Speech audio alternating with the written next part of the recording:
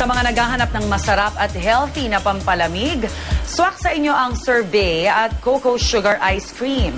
Narito ang report ni Micaela Papa.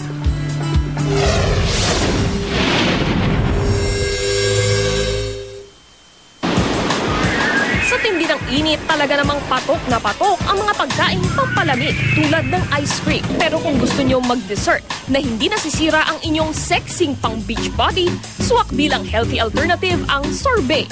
Ang sorbet ng theater actor na si Nor Domingo, walang cream o gatas kaya low fat. All natural pa ang ingredients. Yung importante sa akin, at ang importante, hindi ako gagamit ng preservatives. I'm very conscious sa mga kinakain ng anak ko. So, kung papakain ko sa anak ko, it better be good and it better have no bad things for them.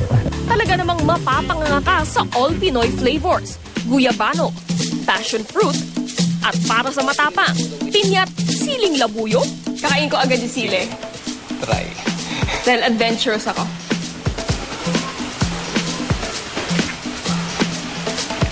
Kasi normally, naisip ko maanghangan, mainit.